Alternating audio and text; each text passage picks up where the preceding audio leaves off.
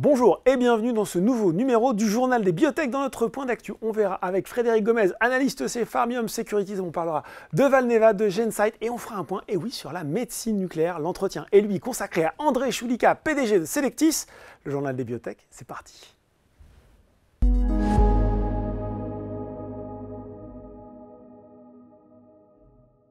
Et je retrouve pour le point d'actualité Frédéric Gomez, analyste chez Pharmium Securities. Bonjour Frédéric. Bonjour Laurent. Alors, qu'est-ce qu'on regarde cette semaine dans l'actualité des biotech? On va commencer par une bonne nouvelle, Valneva, avec cette autorisation de mise sur le marché aux États-Unis du vaccin contre le chikungunya. Et je dévoile un petit peu nos discussions d'avant-émission. Vous me disiez, Frédéric, que le chikungunya, on connaissait bien ça en France, mais peut-être pas autant que ça aux États-Unis finalement. Oui, nous on a été sensibilisés parce qu'il y a eu des épidémies. Oui. Donc on est au courant, il y en a en Espagne, en Italie, en France.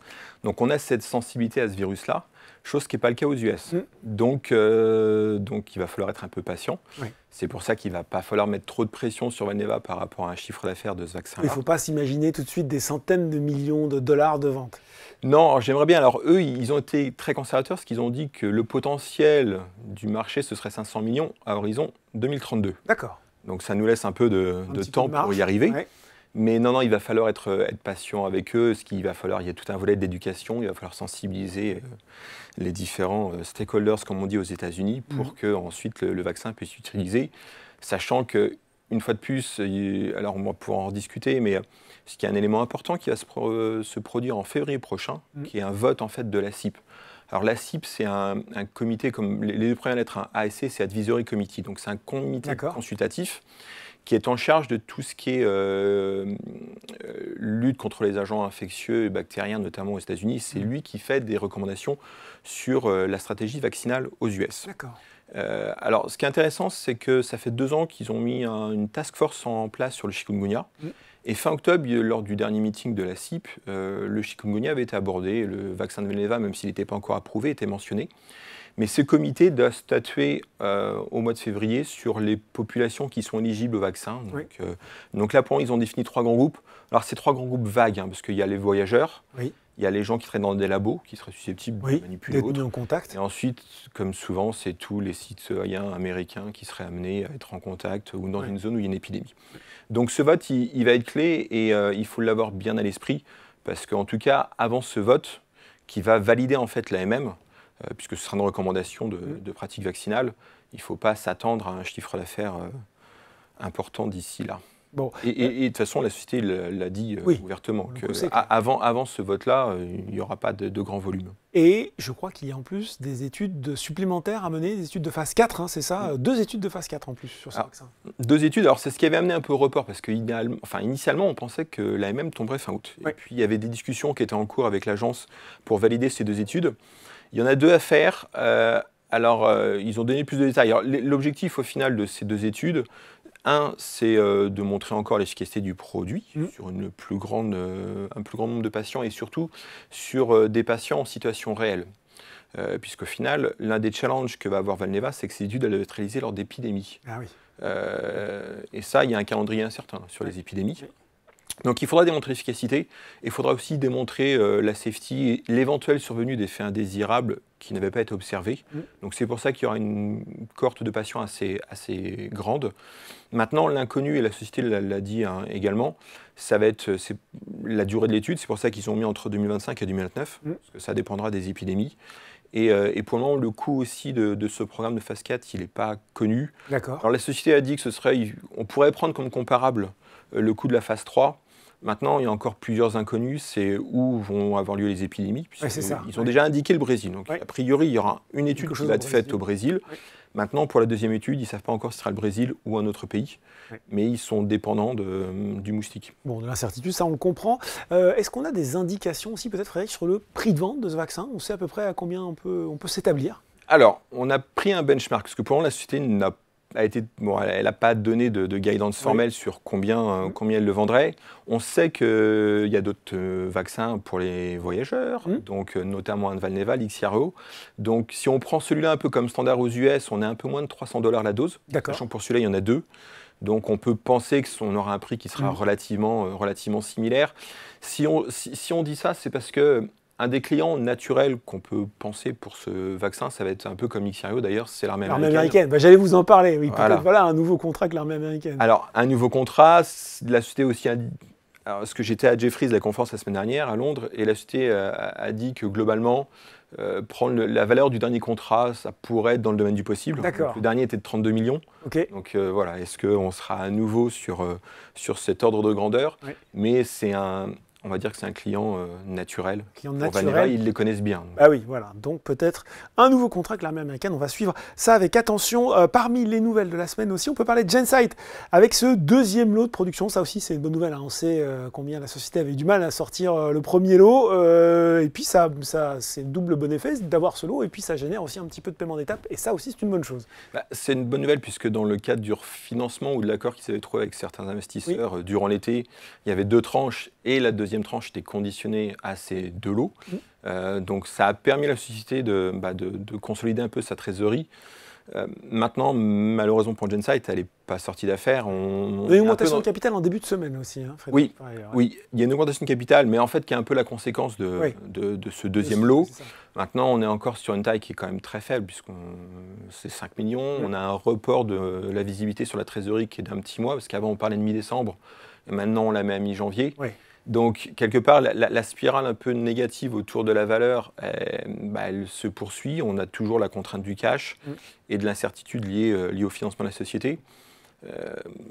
Voilà, et ils ont indiqué clairement qu'il leur fallait encore 10 millions pour aller jusque mars-avril, en avril, pour le retour des ATU potentiellement en France.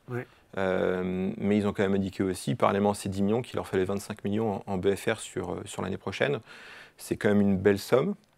Il va falloir les trouver. On avait évoqué ici que les historiques, de toute façon, étaient sans doute un peu liés et on peut penser que les historiques vont continuer à se tourner à la société. Maintenant, il y a forcément d'autres discussions qui ont lieu en parallèle pour essayer de trouver une solution. Moi, ma crainte, en fait, sur tout ceci, c'est que quand on retire une demande d'AMM en Europe, en fait, l'agence européenne émet un rapport qui est public en langue anglaise. Et quand vous lisez ce rapport, il est quand même un peu acide, puisque globalement, l'IMIR récapitule un peu les échanges qu'il y a eu avec la société et les différents points qui ont été discutés. Et il n'y a pas que la production qui sort, ils écrivent noir sur blanc qu'ils ont quand même un petit doute sur la qualité des data et l'efficacité du produit. Donc je me dis qu'il y a plein de gens qui peuvent lire ce rapport, et quand vous êtes en charge des affaires réglementaires d'un labo, ça peut vous refroidir. Ça peut vous refroidir. Donc le challenge pour Gensight, c'est de trouver de l'argent très vite et une solution pour pouvoir continuer à exister. Un petit peu d'oxygène, mais on voit que la situation est loin d'être réglée. Et on voulait finir, en tout cas vous vouliez finir, sur une acquisition qui vous a intéressé. Mauna Kea qui a annoncé un investissement de la biotech australienne Telix pas une question, investissement de 6 millions d'euros. Pourquoi ça vous intéresse particulièrement cette opération? Alors cette opération est intéressante parce que je pense que pour les investisseurs français, Telix c'est une société qui est totalement inconnue. En plus, elle est aux antipodes, en Australie, donc elle est très loin. Maintenant, ça permet de faire un peu le bridge et d'introduire une thématique qui est assez d'actualité dans le monde de la pharma, qui est celle de la médecine nucléaire et d'utilisation en fait, d'isotopes radioactifs pour traiter des cancers. Puisque Telix, au final, est une biotech australienne à succès, puisque depuis un peu plus d'1 an, ils ont un produit qui est commercialisé aux États-Unis qui est en fait un agent diagnostique qui permet d'identifier des patients dans le cancer de la prostate. Et juste à titre un peu de comparaison, Telix va quand même faire avec son kit diagnostic près de 300 millions de dollars de revenus cette année, quasiment rien qu'aux US. Et en fait, cet outil diagnostic, il est marqué avec du gallium-68. Et ensuite, en faisant les PET scans, on va pouvoir voir bien localiser la tumeur. Et c'est un kit diagnostic qui permet ensuite le traitement par un produit de Novartis qui est le Pluvicto, qui est lui non pas marqué au gallium mais au lutécium. Et en fait, c'est une thématique qui est intéressante parce que Novartis a ouvert la voie de la radiopharmaceutique avec les acquisitions de 3A pour Lutathera il y a longtemps. 3A qui était une société franco-italienne, suisse. Et puis plus récemment, Endocyte, où ils ont acquis le Pluvicto. On a vu Eli Lilly investir 1,4 milliard un peu plus tôt cette année pour Point Biopharma.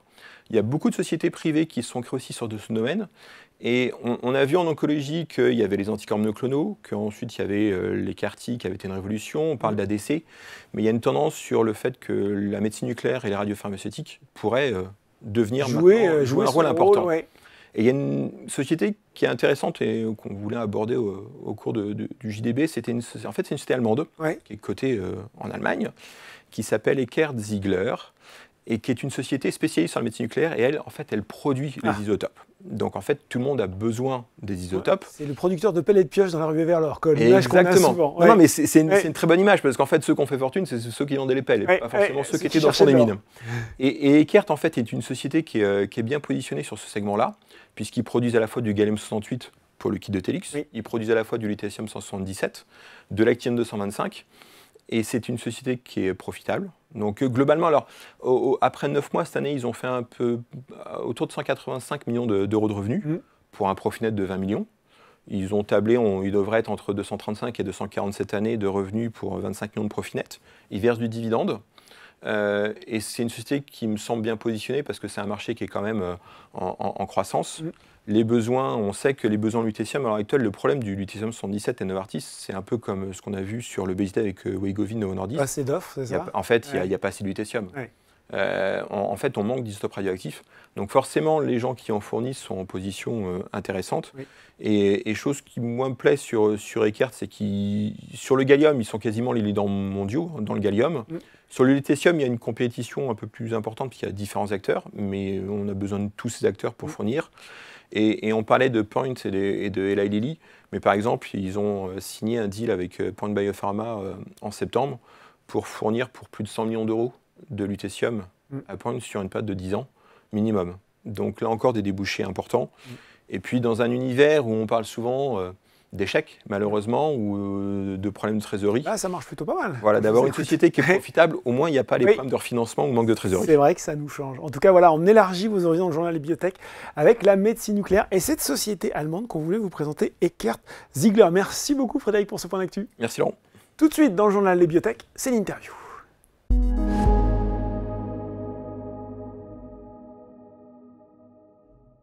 Et je reçois pour l'entretien André Choulika, PDG de Selectis. Bonjour. Bonjour. Selectis, société introduite en bourse en 2007, et oui, déjà spécialiste de l'édition du génome, qui travaille dans le domaine des CAR-T en oncologie. On va bien sûr faire le point sur la science, les projets en cours, les ambitions de la société, mais avant, il faut évidemment parler de cette annonce avec un grand A qui a lieu au tout début du mois de novembre, confirmé la semaine dernière par la signature de l'accord définitif. C'est ce partenariat avec AstraZeneca. Alors, on a déjà eu l'occasion d'en prendre connaissance, mais malgré tout, dans les grandes lignes, j'aimerais vous entendre pour nous expliquer, nous redire les points qui vous semblent particulièrement importants, utiles de retenir sur ce deal. Alors, un des points qui est très très important, c'est évidemment tout l'aspect cash qui est dans ce deal-là. Donc, il y a au total 25 millions en upfront, 80 millions qui ont déjà été payés, donc ça fait 105 millions qui ont déjà été payés à Selectis, donc à 80 millions en equity. L'action a été achetée à 5 €. Et il y a un appel pour une assemblée générale pour pouvoir émettre plus d'actions, où il y a 140 millions en plus qui vont être investis par AstraZeneca et qui vont monter à 44% en fait de l'actionnariat de Selectis. Évidemment, les 140 millions aussi, la transaction se fait à 5 € par action. Donc ça a fait un apport en cash au total à Selectis de 245 millions d'euros. Sur ce que l'on avait déjà aussi en banque aujourd'hui, qui était environ de 70 millions d'euros. Ça permet à la société d'avoir un tout petit peu de visibilité sur son travail. C'est pas énormément d'argent. Les gens disent « Oh là là, 245 millions dans le secteur. » C'est pas mal quand même. Vu les difficultés du secteur, on peut se dire que c'est quand même pas mal. Alors, on vit...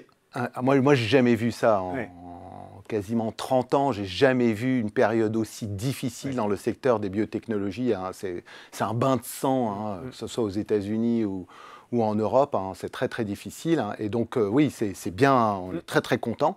Mais ça nous permet effectivement de continuer à travailler sur notre ligne sur laquelle nous étions. Ça ne permet pas à Selectis de faire plein de choses, de partir dans tous les sens, etc.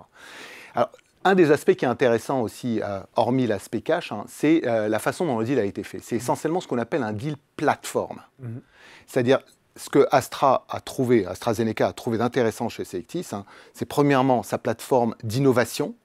de gene editing, d'édition de génome, qui est extrêmement puissante, intéressante, et aussi qui a eu de nombreux succès en clinique pour l'instant.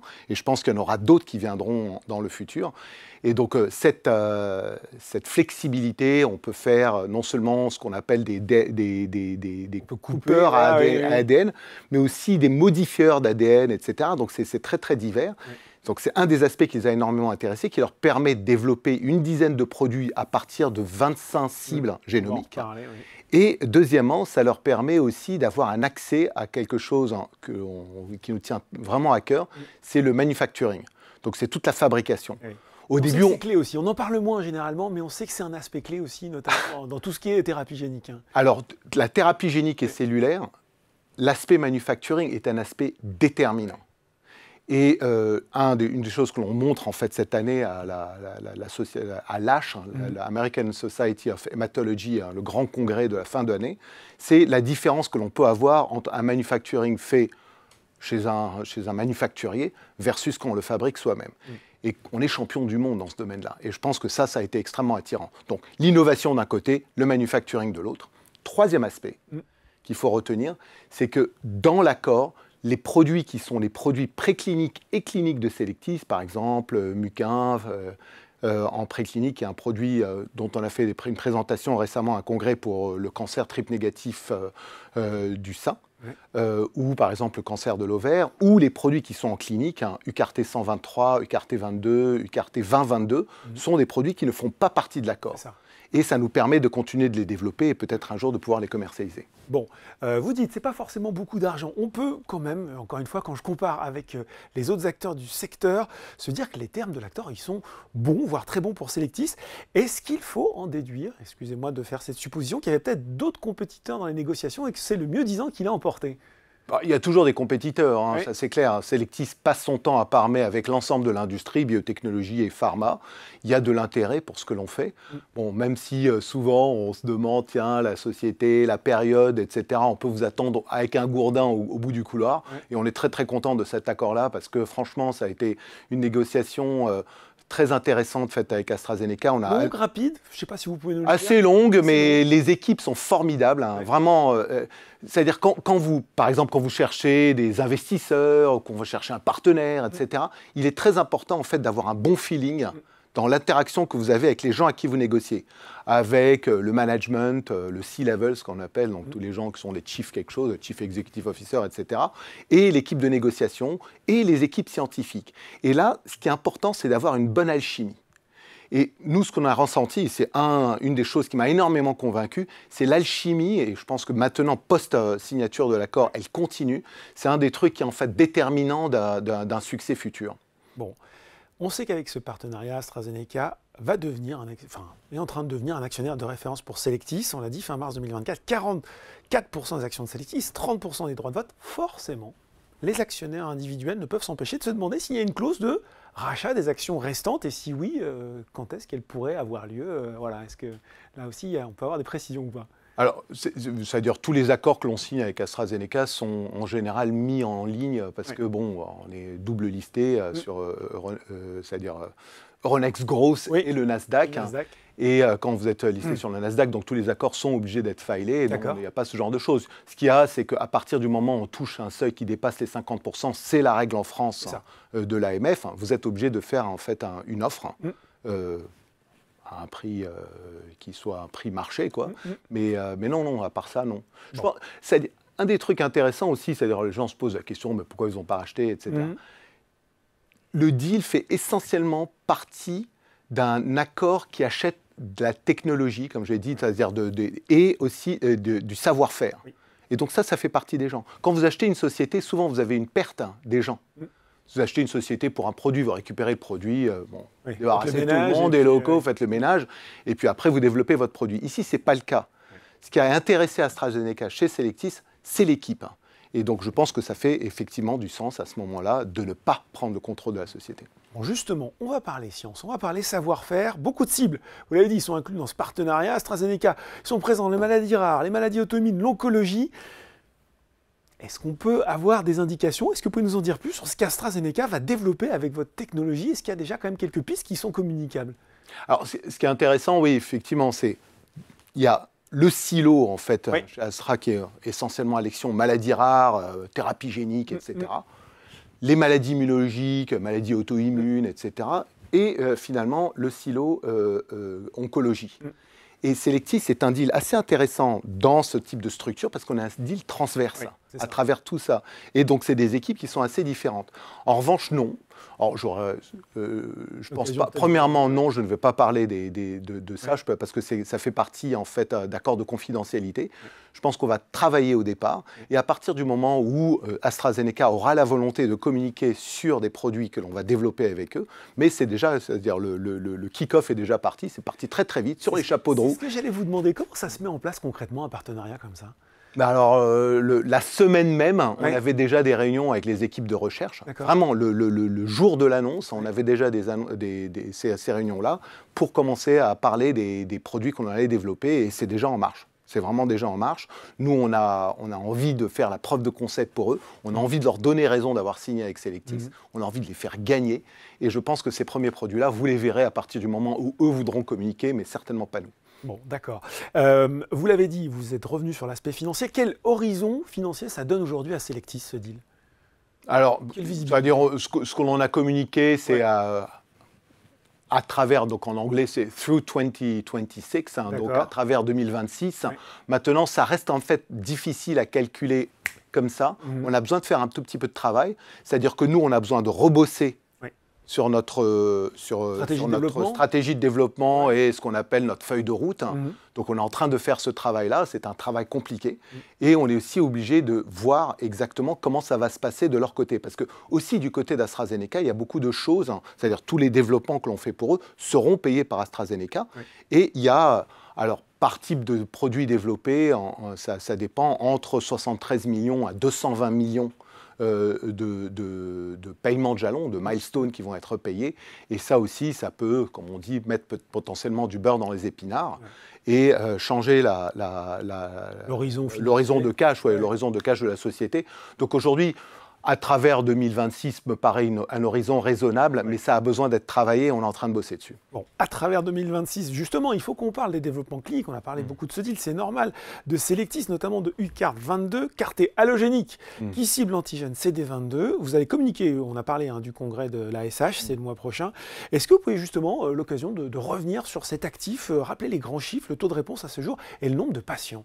Alors, ce qui est assez intéressant, c'est que c'est un actif que l'on a essentiellement développé au début avec un produit qui était fait avec un manufacturier.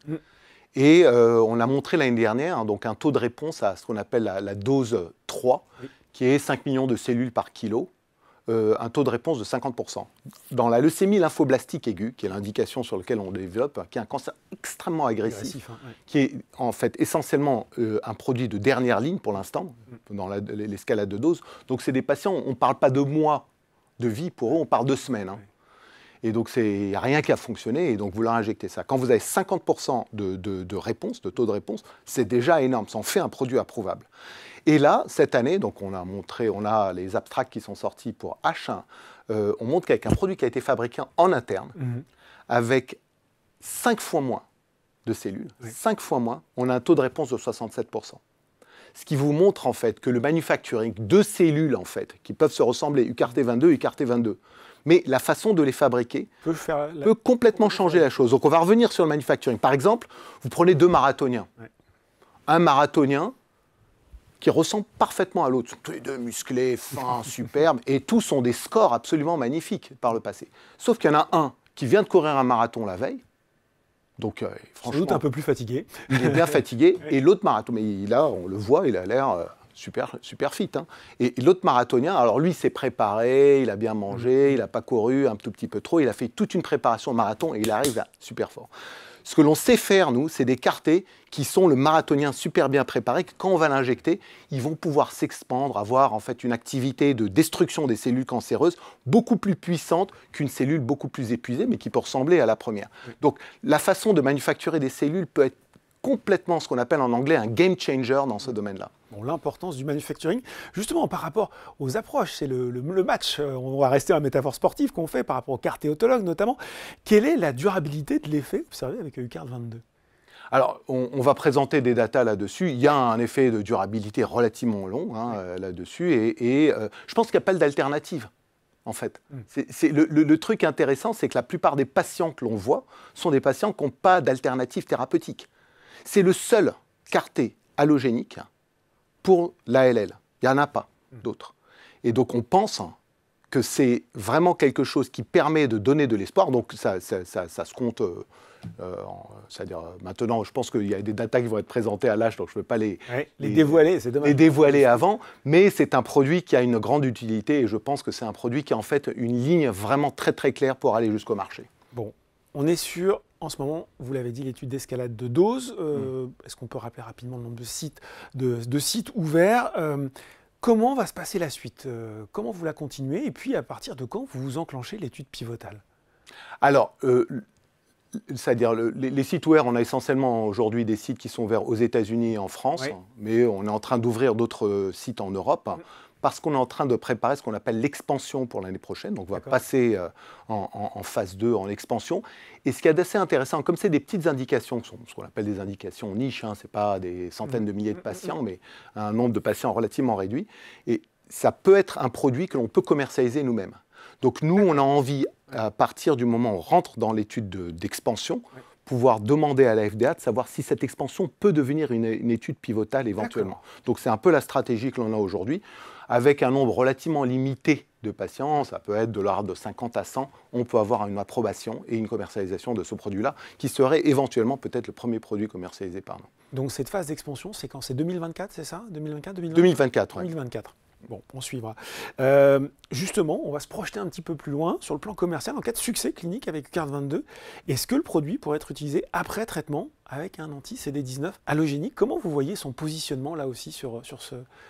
Pour l'instant, quand vous regardez les patients que l'on recrute, non, ce n'est pas un produit qui est positionné post-CD19. Ça, c'est clairement pas. Mais quand vous regardez les patients qu'on recrute, pratiquement 1 sur 2 a reçu CD19 avant et a raté CD19. Des fois, 2 traitements CD19, étant donné que ça répond sur nos produits, ce qui le rend d'autant plus intéressant. Et beaucoup de gens, en fait, rechutent après un traitement CD19 en ayant perdu la cible CD19. Donc c'est assez intéressant de ce niveau-là. Donc les patients ne peuvent plus répondre à du CD19. Nous, on pense pouvoir développer ce produit-là comme un produit vraiment d'entrée. En fait, on va essayer de remonter les lignes. Ça fait du sens, surtout pour des cancers aussi agressifs, de donner un produit allogénique, surtout sur le taux de réponse est très bon, et on pense que notre taux de réponse est très bon, pour la simple raison que les patients n'ont pas le temps en fait, de le faire manufacturer. C'est-à-dire le temps du manufacturing est trop long, et ici c'est directement, dès que le patient est diagnostiqué, on peut lui donner ce produit-là pour avoir un super taux de réponse, et puis après avoir un patient qui peut aller soit à une greffe, soit effectivement ne plus avoir de traitement après. Bon, vous avez expliqué justement qu'avec ce deal, vous étiez en train de redéployer, réécrire en partie la feuille de route de Selectis. Quelles sont finalement les moments dans lesquels vous allez revenir vers le marché pour communiquer sur le redéploiement justement de cette stratégie? Il ne va y avoir pas 2 secondes. Non, on va pas y avoir une révolution. C'est pas une révolution, on est d'accord. Vous allez toujours avoir UCART22, UCART 2022, UCART 123. Même, moi je me pose la question de savoir si plus on a de la dynamique sur les produits en clinique et plus c'est bon, plus il faut resserrer les rangs et rester là-dessus. Donc il ne faut pas s'attendre à ce qu'on dise « ouais, on va tout changer », etc. Ce n'est absolument pas le cas. Ce que l'on va essayer de calculer, c'est de savoir combien de cash on a besoin pour aller jusqu'à la commercialisation. C'est ça que l'on a envie de voir. 2 grandes priorités sur les développements, c'est quoi? 2-3 grandes priorités. UCART22. 22 et 2022. 2022, alors 22, c'est la leucémie lymphoblastique aiguë, est une petite indication.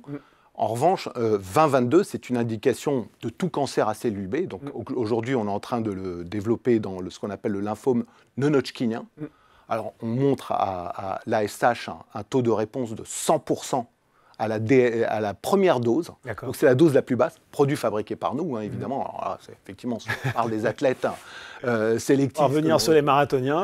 Le super marathonien, donc 100%, on ne s'attendait pas à ça, parce que normalement, à la DL1, à la dose niveau 1, vous avez essentiellement rien du tout. Donc là, on a déjà un super taux de réponse. Donc c'est les 2 produits que l'on pousse. Alors après, on a 123 sur lequel on a montré de belles datas l'année dernière en leucémie myéloïde aiguë, qui est aussi un cancer très très agressif, avec un patient qui avait plus d'1 an de survie post-traitement, sans greffe, sans rien du tout. Mais aujourd'hui, on teste en fait ça en double dose, donc ça prend un poil plus de temps. Faut voir pour l'instant. Est-ce qu'on va filer, en fait, est-ce qu'on va déposer en fait une nouvelle demande de développement de produits dans le futur? C'est le genre de choses qu'on est en train de calculer. Quelle est la distraction par rapport à ça? Est-ce qu'on peut faire dans de nouvelles indications? Par exemple, beaucoup de sociétés repositionnent certains produits 19, ce qu'on appelle en maladie auto-immune. Est-ce que 2022 peut être repositionné dans ce type de domaine-là? C'est des questions qui sont en train de se poser aujourd'hui. Oui, on fera sûrement un update là-dessus, ça c'est certain. Bon, une année 2024 qu'on imagine riche en termes de news flow sur Selectis. Merci beaucoup pour ce point très complet, André Chouilika, PDG de Selectis. Merci. Merci à vous. Le journal des biotech, c'est fini pour aujourd'hui, mais on se retrouve dans 2 semaines pour un nouveau numéro.